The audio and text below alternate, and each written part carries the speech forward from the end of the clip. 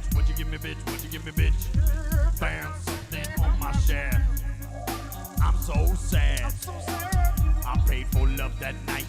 It did feel so good. No names were exchanged, but that money sure would move faster as her hand stroked me up and down. Unprotected love in the back of an alley. Now I'm asking, what you give me, bitch? What you give me, bitch? What you give me, bitch? Found something on my shaft. I'm real mad. $20 and I'm out of luck. Check it, cause I got my pecker sucked. Think her name was Sally. She did her thing in the alley. A friend suggested her. Check her out, man. Cause she could pursue my orgasm and make my toes pop. Who knew? What you give me, bitch? What you give me, bitch? What you give me, bitch? Found something on my shaft. My doctor asked, what's wrong? What you give me, bitch? What you give me, bitch? What you give me, bitch? Found something on my shaft. I'm so sad. Do I tell my parents or my true lover that I like to fuck prostitutes without a rubber?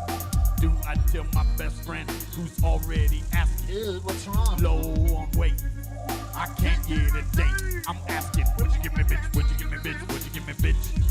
Found something on my shaft. My doctor's mad. What you give me, bitch? What you give me, bitch? What you give me, bitch? Found something on my shaft. I'm so mad. I'm wondering why you fumbling with my nuts. You dropped me nuts addicted to the flesh. Who can I tell? I can't go to church. God will send me to hell. What you give me, bitch? What you give me, bitch? I found something on my shaft.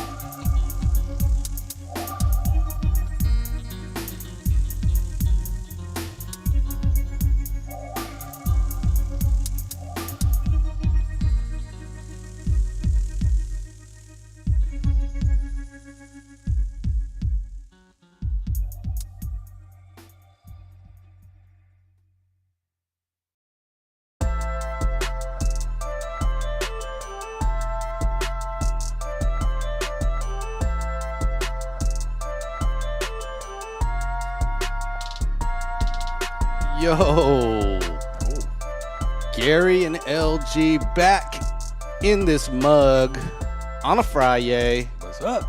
Friday, October 3rd, to be exact. Hector's already up in the chat, up in here early. What's up, Hector? How's your Friday going? Hey, Hector, man. Are you ready for Halloween? We're ready for Halloween. It's that October vibe, man. Do you feel the I tension, feel tension it. in the air, I feel the smell of blood. Yeah, man. It's all around us. This is LG's house. This is episode 39. 39 Nice. Up in here. Yeah, we're 39. almost going to be men. We're almost going to be at episode 40 the next episode. Yeah. But please, if you're not already subscribed to this show, hit that subscribe button. Whether you're on Alamo City Podcast Network, head on over to @DJLG210 and hit that subscribe button for me.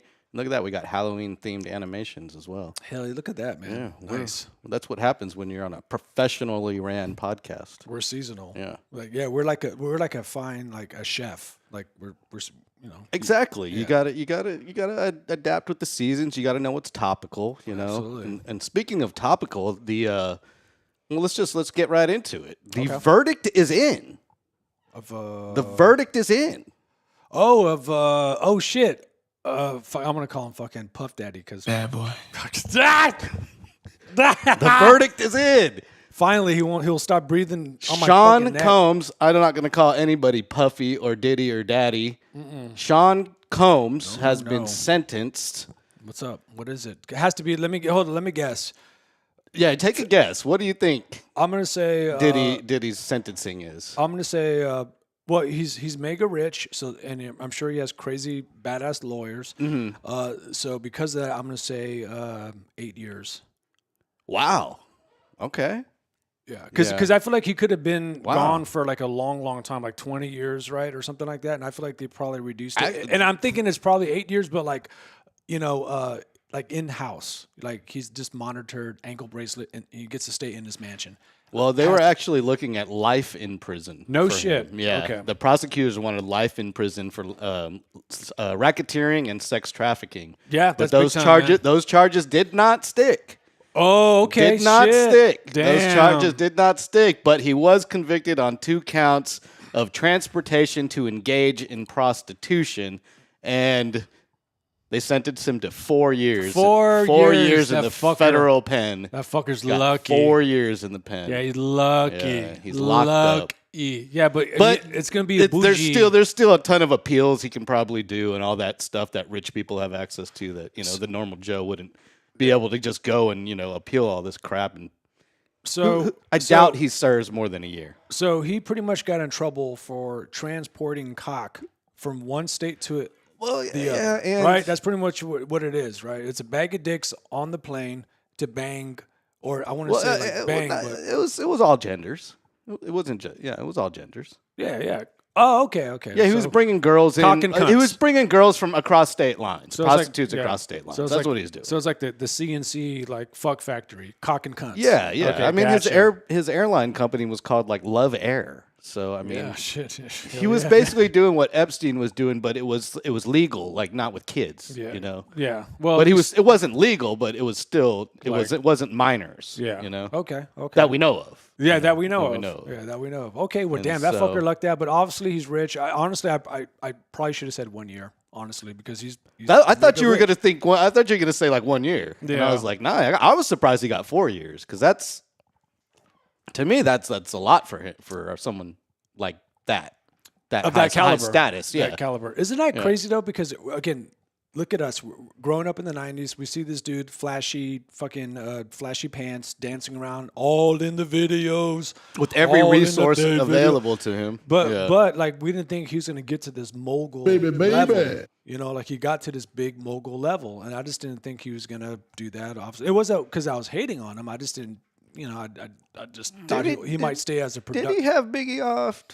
Was he That- I mean- responsible for that? I mean, I don't know, man.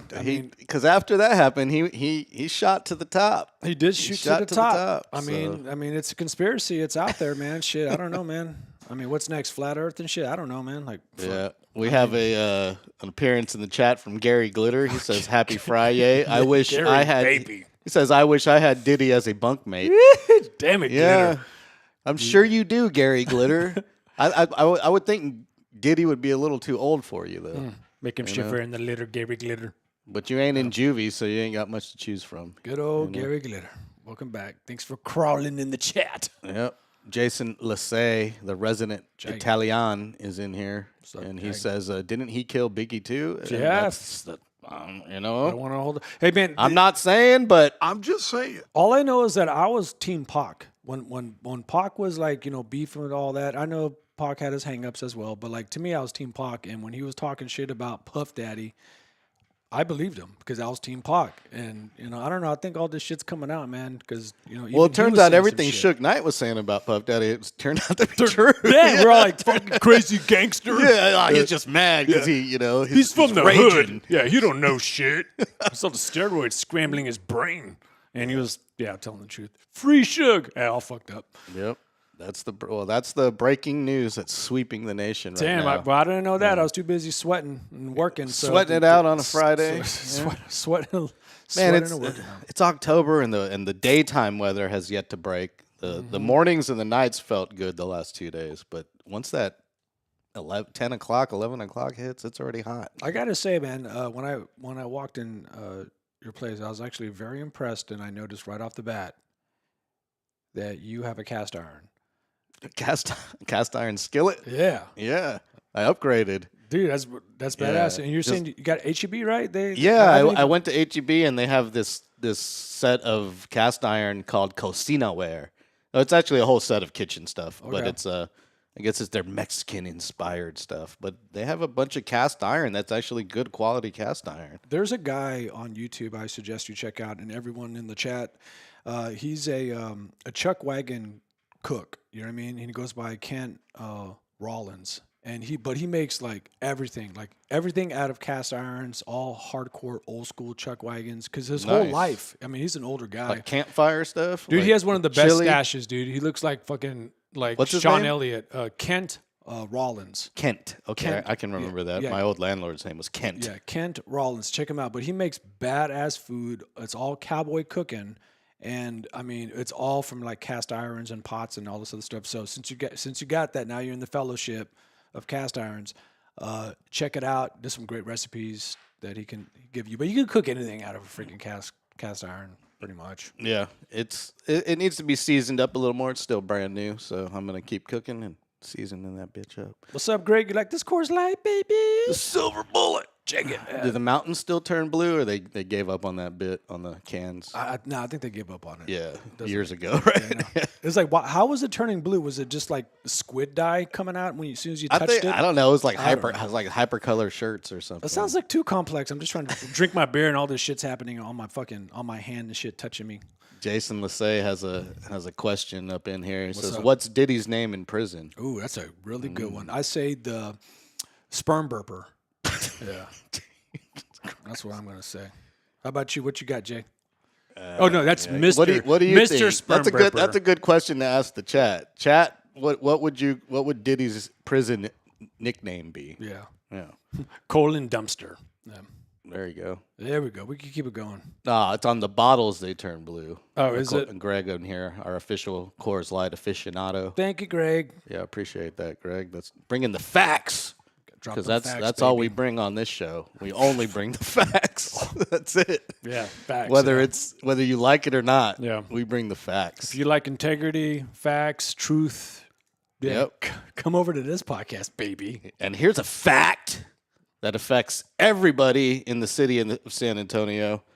Many, many people are going to be devastated with this news I'm about to break. Uh-oh. So many fans are going to be very, very, very upset. They're going to be burning jerseys. Uh-oh.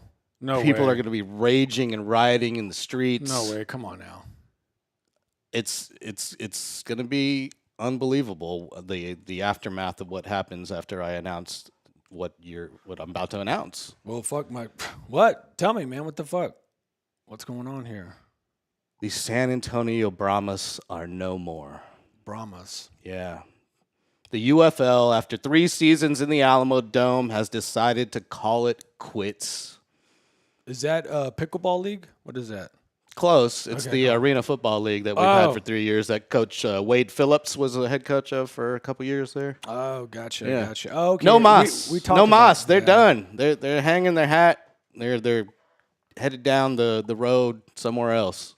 As they should. Yeah. I mean, they probably didn't get a lot of support. I mean, obviously, I called them pickleball league, so I totally disrespected them. Sorry. Did you had no clue who I was even talking about? No, when I said didn't know that, what right? the. I was just thinking.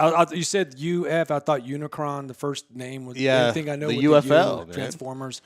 But I mean, They're no mas, man. They're gone. Hey, man. You're not sad about that? They played at the Alamo Dome the last 3 seasons. Have you seen one game? No. Yeah. How many? I would have gone to a game if someone gave me a ticket. I'm not going to pay for a ticket. Yeah, exactly. Man. No. Yeah, I'm the same way, man. So, like, hey, man, like, they need to go to a small town or something where they can be respected more, have attendance, and play against some people rather than their Now, this girlfriends. marks what, the 3rd failed league in the last decade that we've had in San Antonio? Arena Football League. They I need to should say. stop with this arena football. It's done. It's just a Yeah, boring like sport. give us real football or nothing. That's like, it, exactly. That or we'll take nothing. UTSA for what they're worth. Shout out to the Roadrunners. Shout out, brother. We'll take UTSA any time of the day. But Anytime. Arena League, just get out of here. It's you know? it's done. Bro. I know that it's just a cash grab for the city. Honestly. is, That's man. why they come in here, and the city rents out the Alamo Dome to them real cheap. I And they're would like, okay, we'll play. I would rather watch slam ball. Remember that shit? They try to push that shit on us like long time I would ago? much rather watch slam ball. Exactly. Slam balls. Yeah. I want the big 3 to come here, but That'd be cool. that's a touring league like the Globetrotters, Yeah, though. But true. I would much rather. There's a lot of different things Just I would different rather things, have. man. I would rather have anything. Yeah. There's so many things. Just- I don't even know. Sorry. I'd rather have hockey back. Bring me hockey. I could do hockey. Hockey's great. Old-time hockey? Yes. Bring the Rampage back, please. Okay. Well, sure. Yeah. Or something. Bring what was the first team we had before that? Was it the Coyotes or the I don't know. before the Rampage? I'm an ignorant fucking Spurs fan. I just know the Spurs. Iguanas. We had the iguanas. Oh, the iguanas. Yeah, That's right. the We iguanas. did. Iguana. Okay, cool. Iguanas. Fair enough. Yeah. What else? Oh yeah. Voting begins on October 20th. Early voting. San Antonio local stuff. Speaking of teams and sports, this is the vote for Project Marvel, for funding for Project Marvel. Proposition A will fund rodeo and Frostbank Center and a bunch of the other stuff downtown. Proposition B will fund the Spurs' new arena. Okay. And it'll all come from tourist tax money, All right. not your money. Do your research. Vote accordingly. Exactly. That's all we asked of you. October 20th is early voting. November 4th is the election day. So that's the day, if you want to go with when everybody goes, October 4th. Yeah, no It's party line. November 4th. No party is lines election here, man. You just you do your own research. Yeah, do your own education, and you vote whatever you want to vote. Whatever that means Ain't to no- you. Yeah, exactly. Do your own Sperm research. burper. Yeah. I vote for Mr. Sperm burper. That statement doesn't mean too much these days.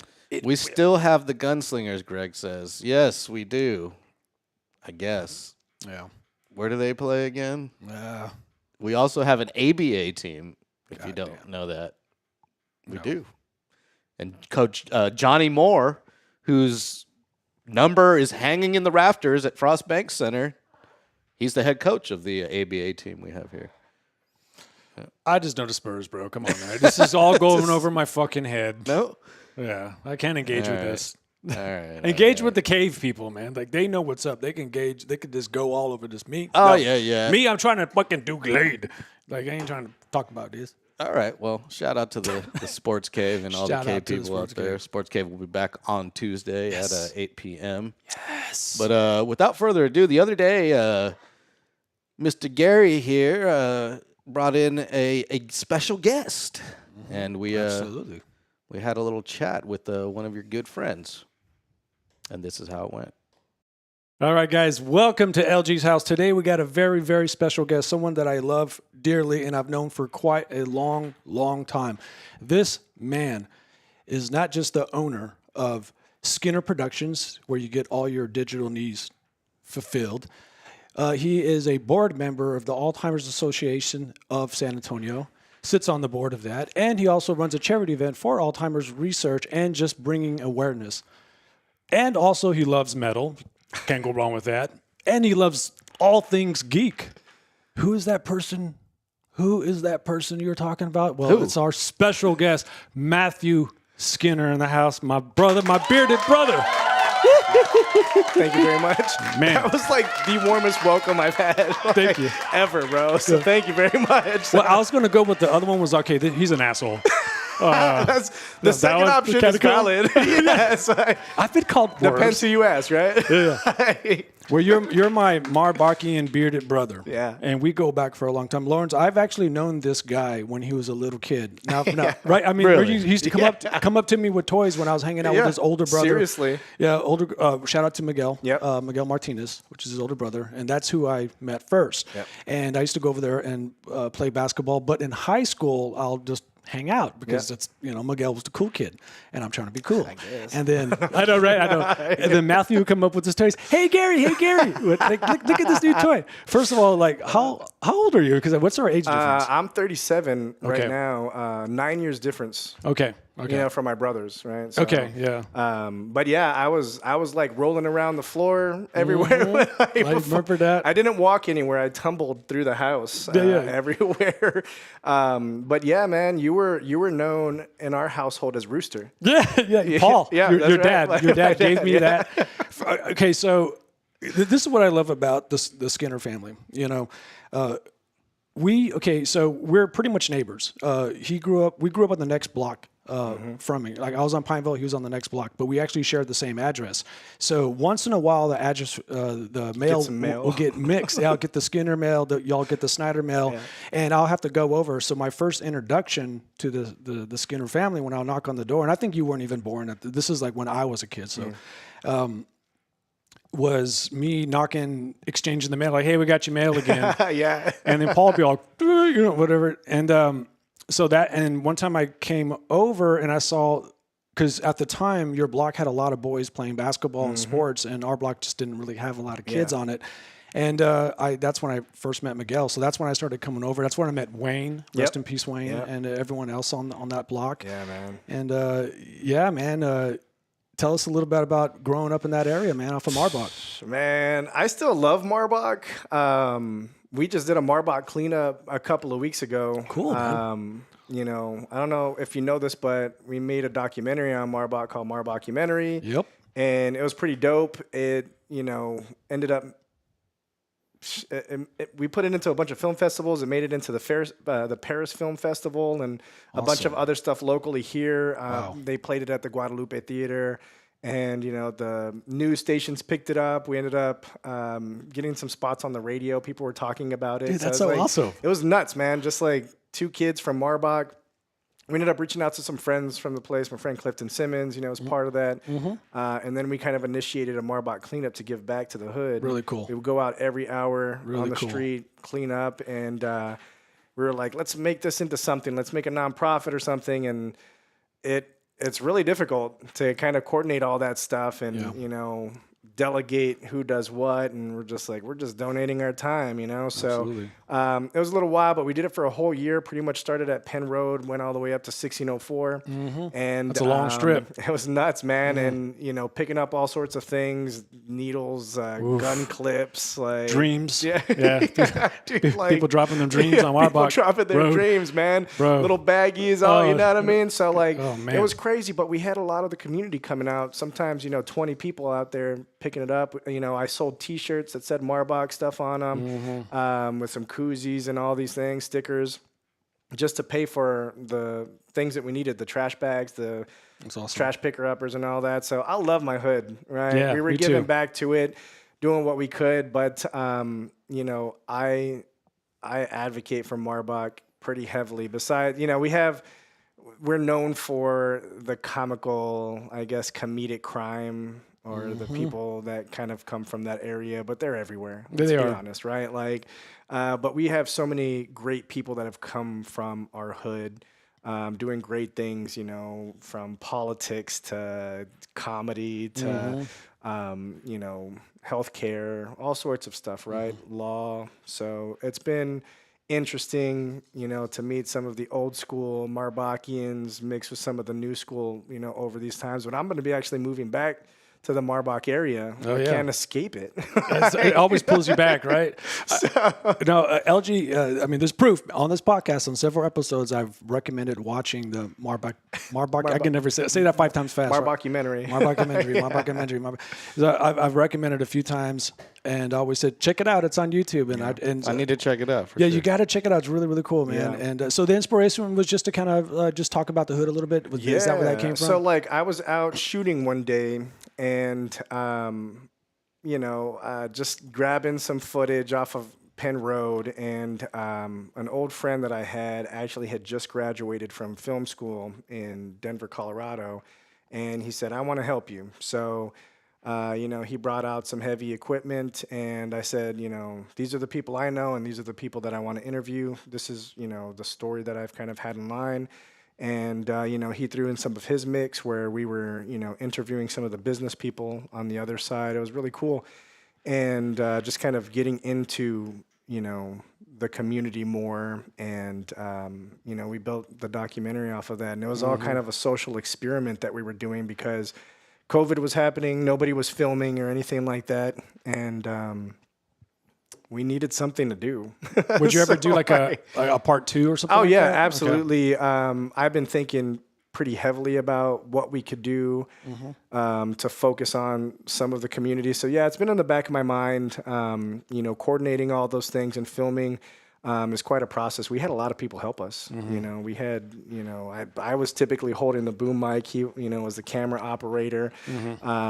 At the time, I was barely learning how to edit, you know, so he did most of that too. So I definitely want to make a part 2 because I have a lot more skills and talents that I want to bring into the mix. You know, I have so much content that, you know, we filmed over the years with the Marbach stuff, and I've grown with so many other people. Like, I'm ready for that. I'm trying to figure out a different creative outlet for that. You know, I kind of want to do, you know, like, this is going to sound silly, but you remember Taxi Cab Confessions, right?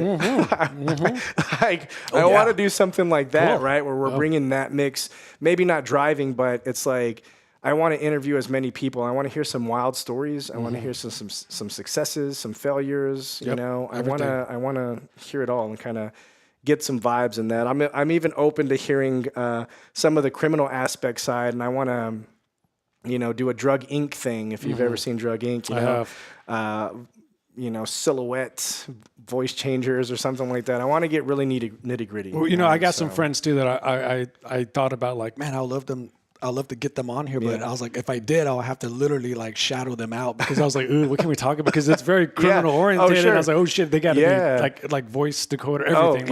And I'm interested in doing that. You know, but of course the legality side as a business owner, it's like, oh man, like, how much am I allowed to say, or how do I get away with that? You know, if I know the person, am I now integrated with this somehow? Right. So I don't know those logistics yet. So when I was, I think I was about 22, 23 years old. I was in a transitional period in my life. I was living on the north side. I moved out of Marbach. I was just trying to get away and switch it up. And, you know, I just feel like at that time was just a lot of energy in the air, and, you know, switch it up. So I'm living in the north side for a few years. I end up moving back down into my mom's place. I was probably there for about 5 or 6 months. And it was like a Monday, Tuesday afternoon, and I just start hearing some drums being played. And I'm like, who the fuck is playing drums? So I was like, is it coming over there from Miguel's place? And I was like, no, Miguel's in the military. And I was like, no, I don't think it's is that Matthew?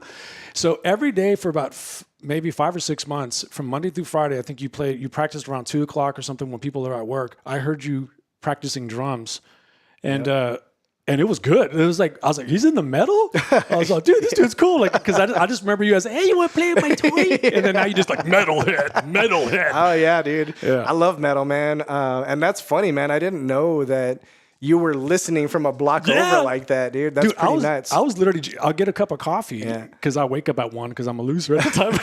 And then I'll be like, oh, time to listen to some music. And I'll just listen to you play. That's cool, I'll be on my front porch jamming that to you, man. Bro. Yeah, bro. Oh, man, I skipped so much school just to drum, bro. For real. I got my work done, you know, but I love drumming, man. And you know what's cool about that is, you know, living there, we had like a little shed in the back. Yeah. And I busted ass like for an entire summer just to get my drum set. Yeah. And my dad was so supportive of like everything that any of my brothers did or anything in our family, you know.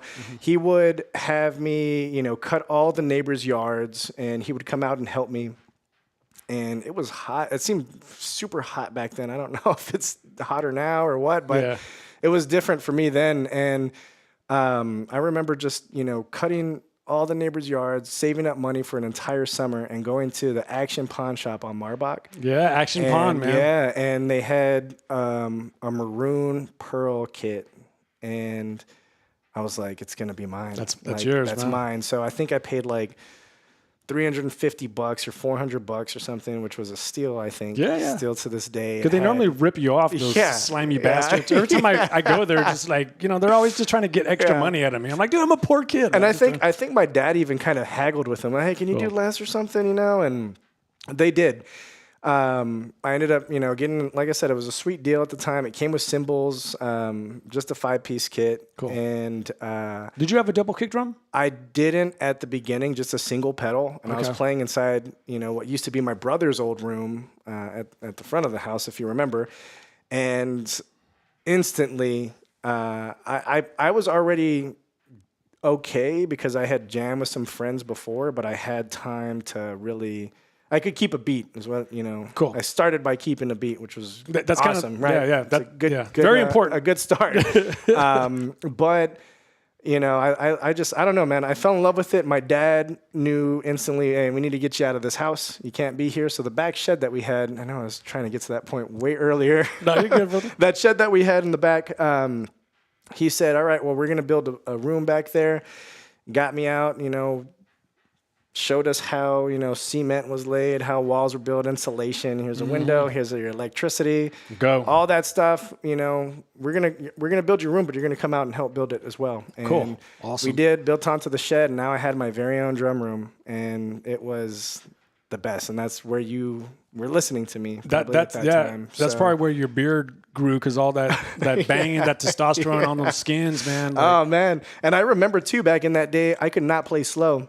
Okay. I couldn't play slow. I was just a speed demon, right? And I love metal and all that. So that was kind of my goal anyways. Just be faster than everybody I know. Do you have a favorite metal band by chance? Or is it just... Oh, man, you know what? I do. It's Guar. Yeah. Yeah, Guar was the first show I ever saw as a kid. I was 16 years old. Yeah. So imagine that being my first show. So that's my cherry Yes. pop. Like once you pop the cherry like Guar and LG, I don't know if you know... the Guar, it's like I'm familiar. Okay, yeah. So I guess for the audience, they're just they're a fun metal concept band. They're from like the universe called Scum Universe. They're from Scumdogia. Okay, I'm sure you can break that down way more than I. But real quick, my friend tells me like we should go to check out the Guar show. And I was like, what is that? And it's like it's just a crazy show. They're it's all theatrical. They're in these big crazy. Monster costumes, and they shoot these hoses and stuff, and I was like, they're the best. 16 years old, like, duh, Yeah. count me in, bro. So I remember I go there, and the lead singer, what's his name, or Odorous Orungus at the time. rest in peace. Yeah, right? yeah. He passed away. Dave And- Brocky. Yes, Yeah. and he comes out with this giant like dildo, and it's like it's like Yeah. colored cum Yeah. comes out of the dildo, sprays everyone. Yeah. Sprays everybody, and I remember it splashes me all in the face, and I was like, "Yeah, You welcomed it, right? I was like, yes, cover me in your pleasures." Shit, God, Oh, that's great, man. so that was my first show. So yeah, Guar, badass band. I recommend Man. people to check Yeah, out. they're my favorite because they are very theatrical. I like, I'm an audiovisual kind of guy, right? So like mix those things together and I'm in. And they're like Kiss on acid. I think that's the best way to describe them, bro. Hey, are we all RTF majors here? Come on now. Are we all? You didn't? Did you? You didn't? Okay, I was a dropout RTF, but I guess Lawrence is the only one with a degree in RTF. But he's the only one that got ripped off. Still paying for it. Still pay, bro. Yep. Student loans got me in debt, bro. In debt. This ain't physical scars. These are emotional scars, the deepest ones. The women that I date. Yeah. But yeah, so let's talk. Let's nerd out a little bit about equipment. So, where did the passion for recording come from? Obviously, to start Skinner Productions. Where does all that come from? Yeah, so I've always been into cinema and I worked at Hollywood Video and Blockbuster. Ooh, Man, dude, you bring up memories. I was just talking about how much I miss Hollywood Video yesterday. Did you ever go to Pop and Go? Oh yeah, Okay, absolutely, man. 18 and over room. I would sneak in that Every when I time, could. bro. Like when they were busy, I'm Saw gonna some foul things. Oh man, I'm gonna Foul sneak in there. things. I was a man Yeah, I at wish that I had point. that Pop and Go sign that's outside. I don't know if it's still on that wall. Ooh, but yeah, we got to. Oh, yeah. we got to figured out. steal it. I know, Yeah, we're from I'm okay, Marbach. We can steal it. I've got a lot of traffic signs, man, from skating. But yeah, Pop and Go is the thing. I love cinema, right? And I always I was like, man, if I could just learn how to film and do cinema style things, like that would be a great dream, right? And that was always kind of in the back of my head. I wanted to go to like Full Sail back in the day, and my mom was like, "That's really expensive. Like, let's get you to community college first," So Yeah. I did that, and I never really I never did much. And my dad ended up buying me a camera one day, and when I was skating too, like I was making skate videos and stuff. Nice. Like it's a little bit of everything kind of throughout my life that's kind of pushed me this way, or I guess kind of gained me some type of experience. And I'm still learning. Like, I didn't go to school for this stuff, so I'm learning as I go. I'm buying equipment now that I've never really used, just what I've learned, you know, through reading and articles, internet, and talking to people, right? So it's all been a thing, but I think where it really kind of encapsulated everything was whenever I was doing stuff with Alamo City Comic Con. I was meeting so many people. We were at Alamo City Studios, which was on East Houston Street, and Kerry Valderrama was the guy who was trying to bring, you know, more film to San Antonio. And I didn't know that that was already a soundstage back in the day. They filmed like stuff like toys and like parts of like Ace Ventura there. You know, Nice. it was really interesting to kind of learn some of that stuff. So I kind of made friends with Kerry Valderrama, and he was just, you know, really open about everything. That wasn't afraid to tell you, oh, you should do this, or maybe try this, or look into these types of things. So it was really cool. And as I was doing Alamo City Comic Con things, you know, they wanted to do more of their YouTube side. So I was like, I can help grow that. Like, Hell yeah, so man. I got in front of a camera. Get in and, where you fit in, right? dude, like, and it felt so natural. And it was stuff that I liked and stuff that I wanted to learn more about. So every day was just interesting and fun. And I pushed with that stuff. And I had a lot of fun. I built my first company, Fanboy Media and Art, representing comic book artists, traveling across the country. Awesome. That was my goal, was like, how can I travel for free to these places that I've never been? How do I get access to go into these places for free that I've never been? And I did it. I met some people. I made a network and say, I could do that. Would you let me do that for you? If I could do it, I'll make my own money. I'll figure it out. Yeah.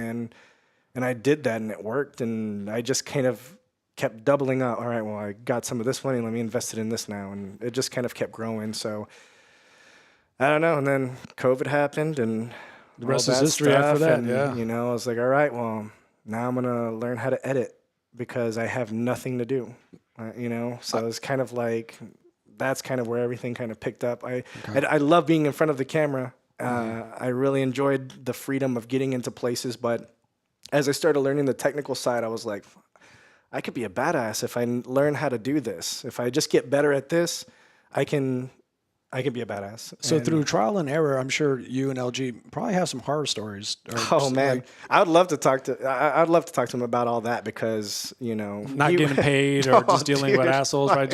I mean, you don't got to like pull Yeah. back the curtain, drop names. Oh no, man, I don't mind pulling back the curtain, man. Got to call them out. You know, this industry there's so much talent out there, first and foremost, right? So I would say the hardest part about the industry is getting past your own thoughts, like of any industry, anything, right? Is getting outside of your head. Of course, there's going to be people out there that are better than you and all these things, but like, it's something to aspire to. Like, I want to learn how to be better at that. So that was kind of my hard lesson, is like, hey man, like, you're doing all right. You've done so much to build up where you're at. But as it got, you know, going and I become more comfortable with myself and my skill set, other people who have already dealt with people in my skill set are already aware of the steps I'm going to take. So I learned that there's people that are ready for people at different various levels of production and things that we're doing to take advantage of, because they understand the costs that go into everything. Or, you know, the exposure route that you always hear, right? So it's been, you know, those are kind of the starting points of where I would say pulling back the curtain. You know? But we've all been burned by somebody. It always you know, we happens. all know somebody in the industry. Like, even with the documentary side of everything, I had a falling out with a guy that we both were, you know, we both made Marbachian. It was my idea. He came help to facilitate and produce everything. You know, gratefully, it was great. We had a good run. He was battling a lot of demons, and I was growing, you know, so, you know, things happen. There's always issues that arise, but, you know, I'm not one for confrontation. I'd rather just like put my head down and keep grinding. Yeah, just got to keep it going. Like, keep it stepping. Like, I'm trying to build that vibration up, man. Like, you know, I don't want to be in a nutshell, like, and secluded and be like, if somebody comes up to me and like, hey, how'd you do this? Or do you know anything about this? I like being able to say, hey, yes, this is how I did it, or this is what I used to learn, you know, and I like that. And there's not enough of that in this industry. And that's a big curtain pull too. It's like, you know, of course we're competition, you know, but we're also like, I need backup. I don't have anybody to turn to and say, hey, I'm sick today. Can you help me? Like, it's me. Well, you know, it's kind of crazy too, because in every industry, especially it seems like in San Antonio, when I got into beat making and you know, just trying, there's talent out there, there's talent everywhere in SA. But when I moved to Austin, I wanted to branch out a little bit better and just see what else is out there in Austin. But talking to friends that were in the music business in San Antonio, it didn't really seem like there was like 100% support, at least back then. Yeah. And I don't know how it is now, but you will think that as San Antonio, as a small market, everyone will like lift each other up, but it seems to kind of be quite opposite, right? Oh man, that's crazy. Like, I do a lot of like real estate media as well, which has been a significant,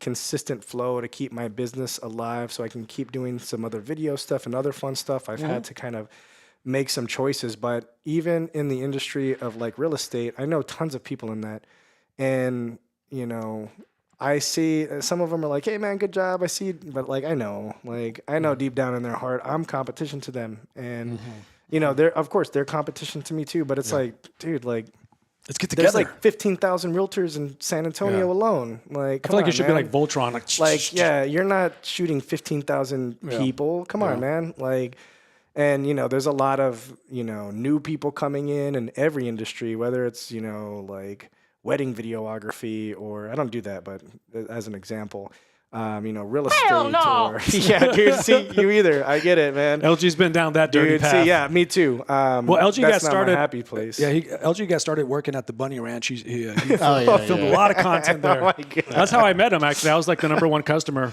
I was paying all the bills there. Yeah. He's like, "You got talent, kid." I was like, "You think so, Daddy?"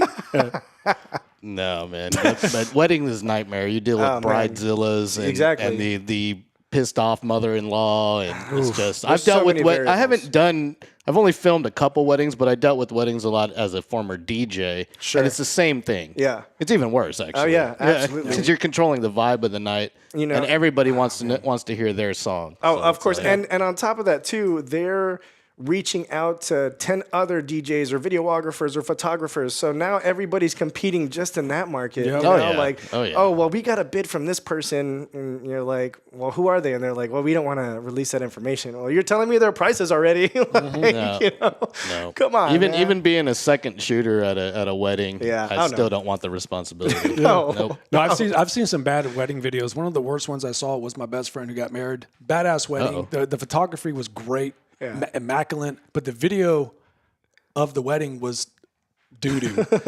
Like it just like you just like so everywhere, all over the walls.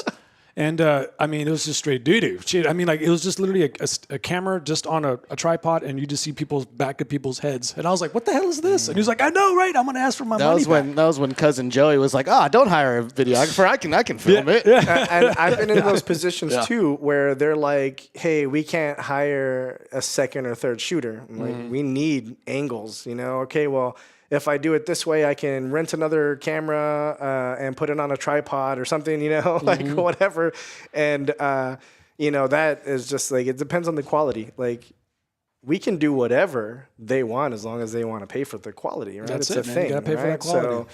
So it's a hassle, but as it grows, you get to kind of deny and turn some things away, find your clientele, and those are all great. Well, that's a good thing about being freelance is nobody is your boss. Yeah. You're actually in charge of everything. Everything. So, yep. And that's been a great part of, I guess, my own personal growth too, is because I'm accountable for absolutely everything. So for me to say, I can't do that, like, it doesn't make sense for me to say I can't. Can I? Yeah, probably can, but it's going to be a cost for me or for them or whatever. Like, We'll put that on a line item.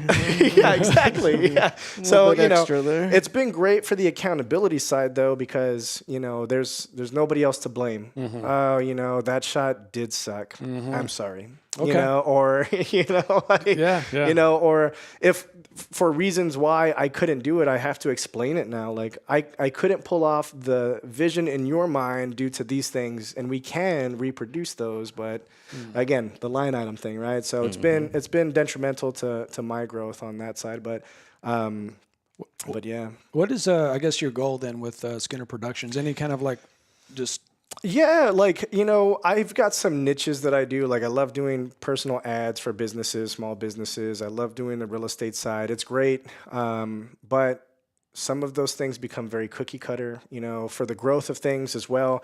I'm getting into the podcast realm and some video audio stuff for events, or if there's public speaking and stuff like that. So obviously, right now, my plan for my business growth is to grow new revenue funds, because nothing's promised tomorrow. The housing market can tank and nobody's going to want to sell. So I don't get photos done, right? So the holidays are coming up. Nobody's really moving during the holiday time. There are people trying to get into houses before Thanksgiving and Christmas, but those are some variables that a lot of people that are just starting don't realize. Yeah. Right. So, the growth is just learn more, stay ahead of whatever I can by either gaining new equipment that I can utilize to make more funding.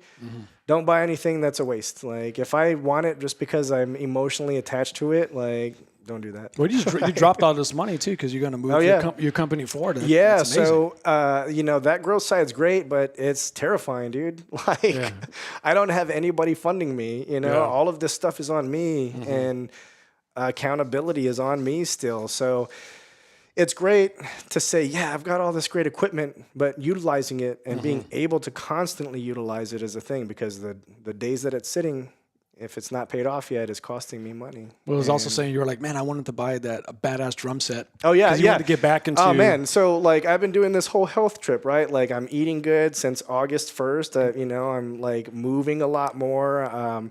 Not drinking sodas, and I've been wanting my own drum set for the longest time. If I'm drumming, it's on friends and other places where they're willing to allow me to play on. I don't want people to play on my drum set. Don't touch it. Get off. So, but I'm lucky enough to have friends, where I can do that. It's been a while, but that's been on my list. So, I've been throwing some cash aside, and I'm like, all right, well, maybe I can get some, I'll open up a line of credit at, Guitar Center or something. And I just purchased all this equipment, and I'm like, no, man, like, I wanted those skins bad. I just wanted a set. And it's like, oh, do I get an electric set or do I get an acoustic set? Well, but congratulations on the health kit, because that's very hard to do. You stopped with drinking alcohol, smoking cigarettes, about 2 years clean, That's right? 2 years, yeah. Congratulations on that. Thanks. That's something I don't think I can ever do. Maybe one day, I don't know. Sorry. You know what? Maybe. Like, and it's nothing I only stopped doing that drinking just to stop smoking cigarettes, because they go. It's like the perfect combination. I don't smoke cigarettes, but I've been told it's the best combos ever. I know if I have a cigarette now, a drink now, I'm gonna want a cigarette, because sometimes I still want a cigarette. Yeah, it's been 2 years, but I'm not doing it like for any other reasons. But and I don't knock it, like drinking. I've had so many I've had great stories, and and I think now, like, what's gonna get me to drink? There's gonna be something eventually. Yeah. Like, I'm not trying to be sober or focus on sobriety, but it's been beneficial to me. That's all. And that's what counts, because everybody has had that pinnacle story where you're like, I crossed that line. Yeah. Because we all do as human beings. We dance with the devil a little bit too much, and then now we got to make some life changes and start changing behaviors and patterns and things like that. So, I'm glad you're on a better kick, because I was a personal trainer when I was up in Austin for many, many years, and to get people to change it was difficult. Very difficult to do that. And and a big part of that, is my business, right? Too, like, I was spending so much money on smokes, and I can go to a bar and drop $100 just on me. Like, I could drink, and like, again, we could have been drinking like a few years ago, bro. Like, what did I tell you, man?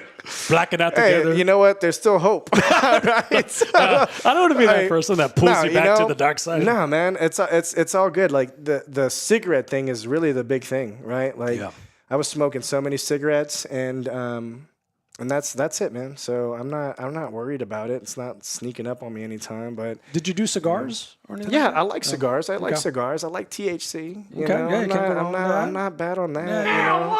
You gotta dance with the devil just a little bit. Honestly, I think that's more dancing with Jesus, if you ask me. I think he made it grow higher, my children. I don't know, man. I think there's a bad light on some things, and I say that when it comes down to marijuana and alcohol, there's horror stories on each realm, right? Absolutely. But You ever suck some dick for marijuana? it's never. Well, Like, so, with that being said, I think there's times for it, but I honestly, I wish I could just go to a bar and smoke. Yeah. I'm not. I mean, I could still take an Uber, but I'm not gonna forget my night. I'm gonna go to sleep. I'm gonna be hungry. There's this one time, me and my best friend Jeff, rest in peace, my brother. For the first time, and this is when we were smoking Mexican swag brick weed. man. The shit that gave you yeah. it fucked up your head. Like it was all a headache and. You're smelling gasoline Yeah. and like blood. Yeah. And, it's been everywhere before it got to you, right? It had some chemicals, but yeah. it had chemicals, but only because how they hit it. Yeah. No, exactly. So I remember for the first time we were like, let's make some weed brownies. So of course we didn't know how to do that. We thought, just chop it up and Drop it in. put it in the fudge and mix it up. That's the first take. That's it. So we made this pan of weed brownies, and of course, like we're chewing on it, like the stems are like poking my gums, the seeds are popping underneath my molars, and I have a big square, and I'm like, I don't feel nothing. Yeah. So of course, bonehead me is like, I have to have more. So I end up eating half the whole pan, which probably was. Maybe the equivalent of an ounce that I just literally chomped down my gullet. So now I have to go to work. So now it gets better. So at the time I was a waiter at the original Mexican restaurant, and so I was cruising to work, and then I remember I was jamming out like Tupac, and then all of a sudden I just started. There it is. Yeah, and he was like doing like some serious like Brenda got a baby, all deep and more. I'm just like laughing. I'm like, oh shit, I'm feeling it. I'm finally feeling it. Well, it just keeps going. And I'm like, oh my God, I'm feeling it. So I'm like, I'm a pro. I got this. I'm a weed pro. I can do this. So I'm trying to go into work. And obviously, I feel like I'm like walking on the moon. You know what I mean? Like the steps are feeling weird. Everything is feeling weird. My eyes are super red. And I get there and everyone's like this close to me, but they're not. You know what I mean? Because everything's just of messed course. up. So I have to play it off, and I'm just like, I got to get home. So I'm like, hey, I'm feeling sick and this and that. So I end up like driving back home, which is the work I shouldn't have done, but I got home, and I remember I'm sitting there, heart palpitations, sweating, and I was like, I'm going to be the first person to die of weed. And then anytime people are trying to make it legal in their city or town, there's going to be that one representative who's like, no, but Gary Snyder died of weed, so we can't make it legal. And everyone's going to hate me for eternity. Like never, you know what I mean? So, thankfully, I remember I got on the phone and called 911, and I was literally 911, and I passed out. I woke up and was like, oh my God, I'm alive. Yes, no one hates me. So I feel like I came pretty close to death. Oh man, that's all right. We've all been there. I've had that experience on mushrooms. So oh yeah, do tell, baby. But never on weed, man. Weed's a good thing, bro. Always fall asleep, but I'm about the weed brownies. I like, the science behind that, right? Where if you were to just ingest marijuana, you would not. Typically, you won't get high because it's not called what's decarboxylated. Okay. It has to be heated, and structural change happens, with the structure of the chemical, and it enables science. Science is cool, man. So it enables you to digest it. So my dad too, he was like talking about that. Oh, we would just throw it in, and I'm like, oh man, the same stems and seeds and all that. Like I'm like, oh man, like. Now you just put it in some butter. I know, man. A nice cheesecloth or something. Oh, when I finally realized what we did wrong, I was like, God, we're barbaric. We're like troglodytes. Everybody's first take is like that, man. Mine was too. So, when's the last travel you did to a weed legalized state? You went to Colorado, didn't you? Oh, I went to Colorado, and I definitely stopped. Isn't it so much fun to actually walk in the way that it needs to be? Man, it's like almost like going to buy. Something at like a corner store almost, but it's a little bit more high class where they've got people that are very educated in the products, and if you've never done it, they can kind of help walk you through it. But there's a big misconception, right? Like you've had some scares, you're like, oh my God, but you just never experienced that level, right? Yep. It's like the same thing with getting drunk, where you're like, oh no, I go, rolling around on the floor, like they happen. But yeah, man, I actually really enjoyed it. Walking right in, you don't just see weed everywhere. They just kind of have a list, tell you what they have, and you can see some of the products, the oils Cool. and things that they have. And of course, you can check out some of the flour. But I really enjoyed it. It was nice. They have, I guess, a system. You know, your ID's on it, and you buy, and they tell you how much you've purchased and where you purchased it from, so the law enforcement knows. And as long as you're not smoking and driving, you know, it's good to go. It's good. Go home, be in your backyard. You know? I went to the Cannabis Cups. I want to say this was probably about, like 9 years ago or 10 or that's something cool. like that. And Yeah. I think it was like the third annual Cannabis Cup Awards in Colorado. So I remember it being very like fresh and new. But I go there with the intention of smoking bud, right? Because I call it bud. Yeah. And then people over there called it flower. And I'm like, flower? I call it bud too. Yeah, but it is bud, flower. Yeah, but it is same. flower. Yeah, yeah. But this is when they're getting away from bud, and it was more of like wax, oils. Yeah. And I was like, oh, I'll take a hit. I never did. And I was right back to that brownie story. It was like, Oh, man. like PSD and shit. Oh yeah, dude. They have high. those high concentrate stuff. You know, that's like wild. But I'm old school, bro. I just can't get that high, man. I'm not into those rigs where they're doing the wax and stuff like that. But I do love resin and stuff like that, where it's like squeezed out and like, oh man, you taste, you know, the flavor. I'm more of like, I treat marijuana like I would treat wine, where it's like, wow, this flavor is really good. You know, I would drink to get tossed. I don't smoke to get, you know, tossed like I do. Exactly. Like, you know what I mean? So, you know, I'm not a saint, but I'm not a monster, and I think that it's really, I don't know. That's still frowned upon with the views and things about it, but I don't know. I don't like this Texas stuff, this THCA stuff. It's not the same. I haven't really tried it, Lawrence. No, you're squeaky clean, Lawrence, right? No, I haven't tried it. Yeah. No, Okay. Cool. I don't do drugs. Yeah, he's squeaky clean around here. I don't do drugs either. I just smoke herb sometimes. No. I am drugs. Yeah, I am drugs, bro. I remember one time, like, this is after the Colorado Cannabis Cup Awards. It was like, I think a year later, 2 years later, I ended up going to Amsterdam. Oh, yeah. And I wanted this, I had this kind of romantic fantasy because as a kid, you walk into High Times. I walk into High Times. You walk into Planet K and you see High Times there. Yeah. So as a kid, you're looking at this beautiful bud. You're like, damn, look at all that sticky. Everything was from Amsterdam at that time. It seemed like everything was coming from Amsterdam. Yep. So in my head, I was like, I want to go to Rembrandt Square. I want to get a joint from a cafe with a, you know, it's coffee. very different there. Very different there. And I want to read a paper, which I can't read. It's all in whatever. Yeah. Scribble, scramble. But I want to act like I'm reading and I'm educated. It's in Dutch, by the way. It's in Dutch. I like scribbly scramby. He's been there. Yeah, duh, I've been there. Dutch. Yeah. But anyways, I wanted to do that. It was the image in my head. I was able to do that, but I remember going there and American weed just got so good at that time where it kind of rivaled, if not was, I was like, you know, it's good bud, but I could have got this like in Austin, you know, something like that, it was a kind of pat on the back for the United States. Yeah. And they also do a blend with tobacco there. They do. So Spliffs. Yeah. So they blend all that kind of mixed in, which isn't the cigarette tobacco like we were talking about earlier, actually.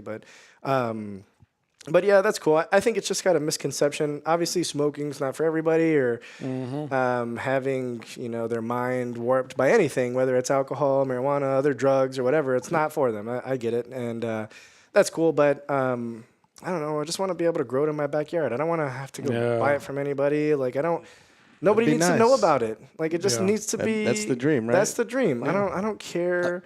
Let us do what we want. Yeah, just like I'm not harming nobody. I'm not harming it. I don't want to sell it either. Yeah. Like it's just for me. Like if I don't make my own beer, but I think that's kind of cool. Like I would like to brew my own beer someday. I mean, it's exactly it's the same thing. I mean, it's what I feel about black tar heroin. Like I just want to shoot up. I just want to catch that dragon, bro. Yeah. Oh man, is this America or not? What's going on, bro? I just want to have a little fun. Yeah, Matthew, you're on drums on that one. Yeah, I got it. Real quick, Matthew, while we have you and before we get out of here, why don't you tell us about what you got going on later this week? Oh, yeah. Which is, what is Beard versus Beans? Yeah, so we're excited. My brother and I raise awareness and donations for the Alzheimer's Association. As you can see here on the screen, Beard versus Beans round 8. Your donation decides the winner. So you can either donate to my brother or you can donate to myself. and whoever has the most donations at the end of the night gets to be crowned the winner. We used to have a bunch of punishments that we would do. Yeah. And, in the beginning, we started. My brother hates beans. I don't know if you know this. Miguel I hates do. beans. I do know. He won't even wash the pot that the beans in. It's crazy. And, he likes jelly beans, though. Was he like force-fed beans as a kid? Like I feel like this is like a childhood trauma thing. I don't understand because it's it. like he hates beans. No, he would have to sit at the table until he finished his vegetables, yeah. But they never gave him beans because he hated them Yeah. so much. But yeah, the event's coming up. We have punishments that we usually do. The past couple of years, we haven't been based off of the punishments, but we think we're going to do another tattoo this year. Okay. I've got a tattoo of my brother on my leg. Year one, either he had to eat beans or I had to shave my beard. I lost. I shaved my beard. The next year, we did tattoos. I lost. Had to get a tattoo of my brother on my leg. Nice. The third year. Wait, what is the tattoo? You got a tattoo? Yeah, it's my. I know. Show us. We might not be able to pan the camera down. I don't know, but yeah, it's my brother. Oh, hold on now. We got to take a picture. If you put your leg up on the table On the in table. front of him, Let me see. Woo, look at that muscle. Look at that quad muscle, Can baby. I do this? I don't know which way. That's a big stretch, bro. yeah, Hold on, wait. This way? Can we do that? Oh yeah, I kind of did. There you go. Yeah, I got it. I don't know. we yeah. need budget for camera operators. Hey, you know what? When we air this, I'm gonna take a picture of it and we'll put it up. That's on fine. there. Yeah. We'll do So it like I that. had to get a tattoo. I'll send you his picture of what this is. Yes. That which is the if you best can- yearbook picture of all time, but we'll talk about that Oh when my we air the God. show. There you go. So, you yeah. can kind of frame yourself back up with the yeah. chair there Oh, too. sorry. Yeah. Let me. you How's go. that? There That's we go. good. All right. Editing, production. Yeah, my bad. So yeah, we have punishments and stuff. He has lost a couple of years. 1 year, he had to get a full body wax and a spray tan. So we filmed that. He was, waxed everything. It was hilarious. And then he also lost. He had to walk the entirety of Loop 410.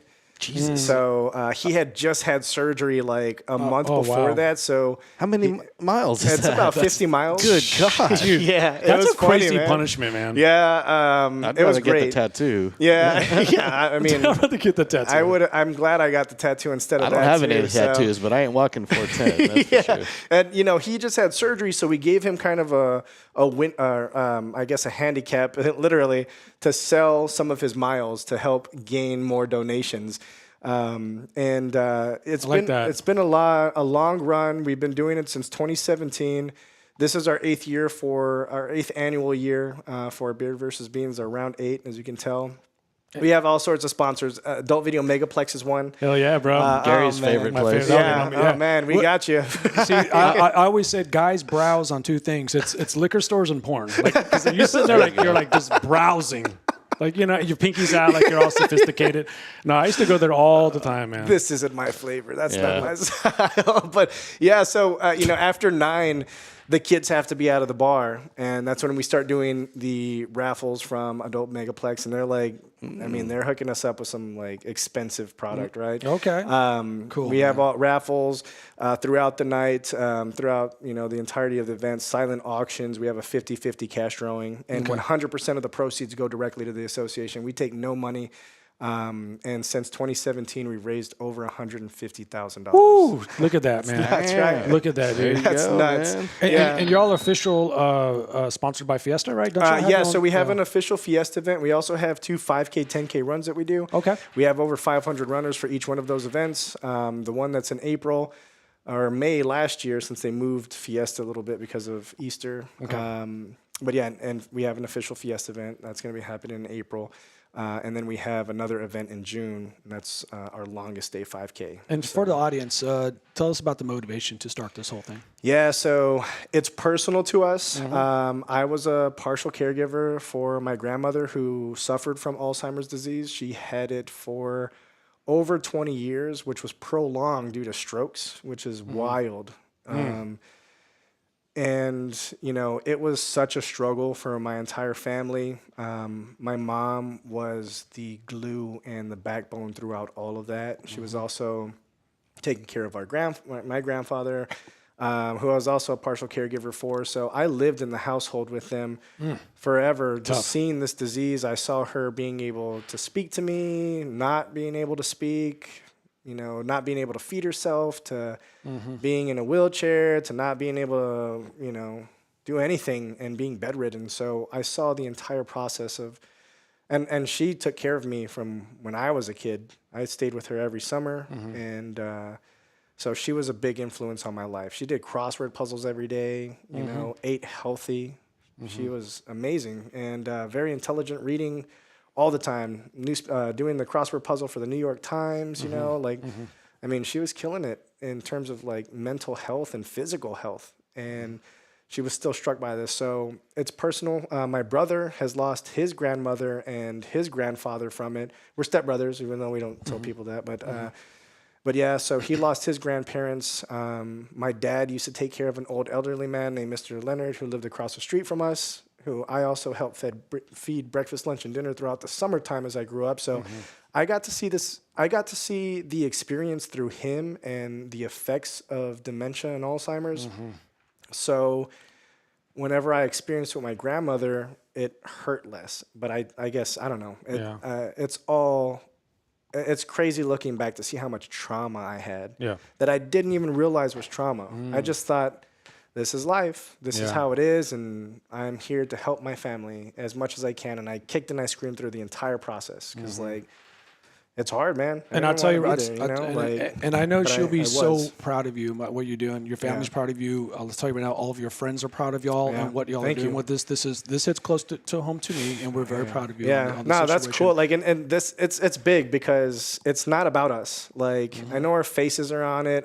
I wish they were off of it, honestly. But like, it's not about us at all. It's about finding a cure to this disease, and the only way we're going to be able to do that is to fund research and development, but at the same time providing opportunities and resources for individuals who were in positions like my grandmother, like my mother, like myself, where they had nowhere to turn to. If you need resources, the Alzheimer's Association is there. That's why I advocate for them. I'm on the board for a reason, because of what they do. There's resources there if you need to talk, whether you're suffering from Alzheimer's or other forms of dementia, or you're a caregiver. There's a 1-800 number you can call 24 hours. There's over 200 languages that they do. Wow. So there's instances where, you know, some of the family members who are suffering from Alzheimer's or dementia revert to their home language, and their family can't communicate with them. So they can call this number and now have a resource for that. If they need caregiving resources or they need counseling on, you know, I don't understand the disease, I need to be better for my family, they have resources for that, places to go, doctors, you know, facilities, care facilities, so many resources. So I love that side about it. Beautiful. And we don't get to talk too much about that, and we need to be blasting that out more, because like I said, when we were going through all that, we didn't have an outlet. I didn't know about the Alzheimer's Association until it was too late. And the Beard versus Beans, this is going to be at the Burleson Beer The Burleson Yard Beer Garden. 5 till 2. 5 till 2. Saturday. This Saturday. This Saturday. It's at gonna one be of our nuts. favorite establishments. The Burleson Beer Garden there. There you go, man. We hope you're there. Yeah, no, absolutely.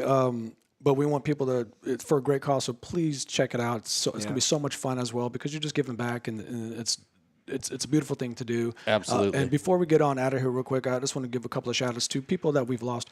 Marcellus Cole is a really good friend of ours. Rest in peace, my friend. We shared this guy together. He would have been on this podcast too. He would have been. He like Lawrence would have hired him, not me, and I would have been kicked off the show. That's how we're going down.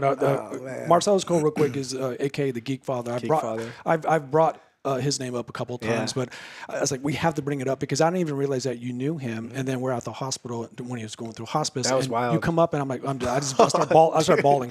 I didn't realize that. So I just want to give a shout out and just say much love to Marcellus Cole, to Wayne, to Wayne as well, because he passed away as well. So just want to give those shout outs before we get out of here. Absolutely. And thank you so much for being a resident at LG's house. Thank you for having me, LG. Thank you for having me. Real quick, before we officially get out of here, can you tell me the log line or a quick synopsis of what the Marbachian is and where people can go to watch it? The Marbacumentary, right now. Marbacumentary, sorry. I believe you could find it on Vimeo right now. Okay. It may be there. If you need it, just email me. All right, cool. What's it about? To you. It's about the hood, man, on Marbach and some business owners that were there. If you're not aware of the Marbach area, one of the best restaurants on Marbach, or at least one of my favorites, is Gilbert's Mexican Restaurant. It's good. Classic. It's a classic. It's run. It was created by Gilbert Rodriguez, and he founded Gilbert and the Blue Notes, and he is a Tejano Music Hall of Famer.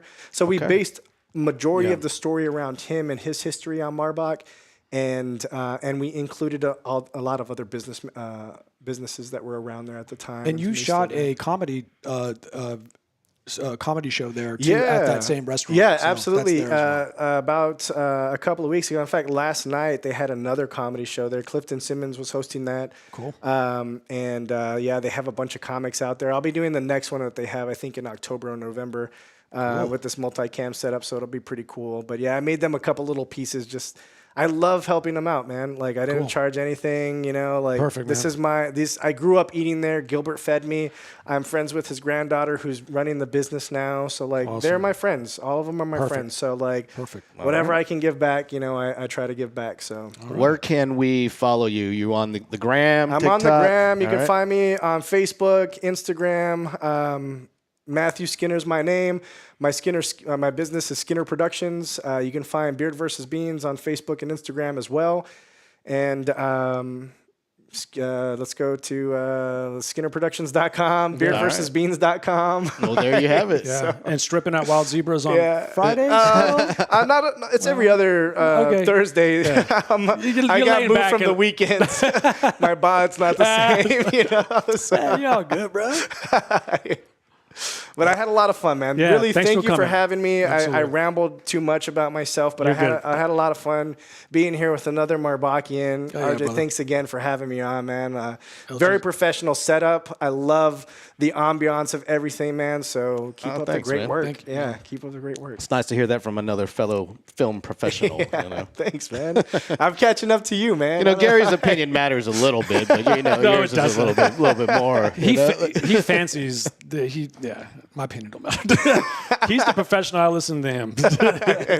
Appreciate man, you yeah. showing up, man. Yeah, thanks, man. Anytime, man. Anytime.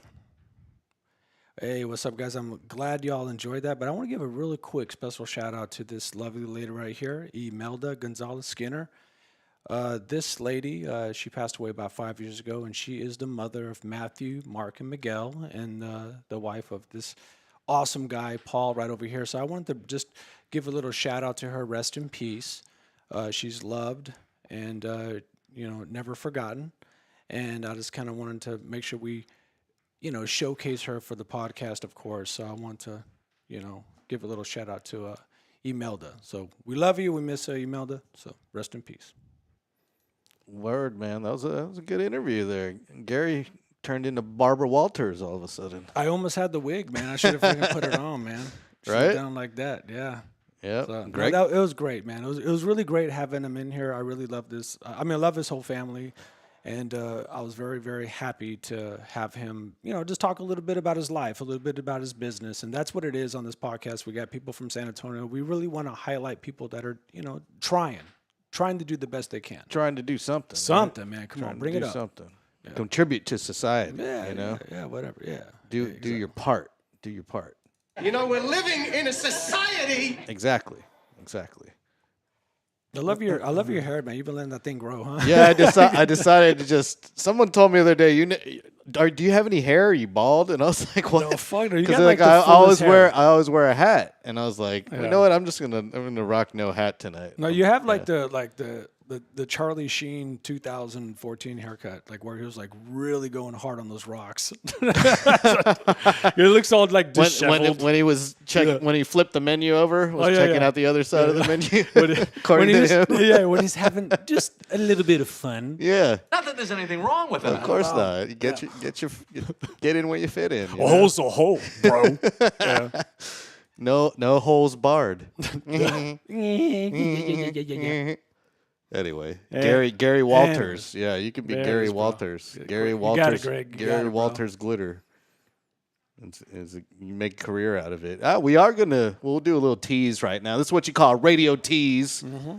We got maybe some Halloween-themed interview coming up soon. Yes, we do. Possibly. Yeah, I think we do. You know, man. I'm not going to spoil it yet. We're not going to spoil it, but we got in something. case it doesn't happen, you know. Yeah, we got something. Possibly. cooking. We might have some spicy horror tidbits for you. We got some like witch's brew. Yeah, like, we're brewing right yeah. It's coming. Not man. bitches brew. No, but witch's brew. Yeah. Witch's brew Yeah, by the not Miles Davis. Maybe great, by the great Queen album. of Horror, the Queen of San Antonio Horror. It could be maybe paying a Yeah. visit. We'll see how it goes. So, Okay.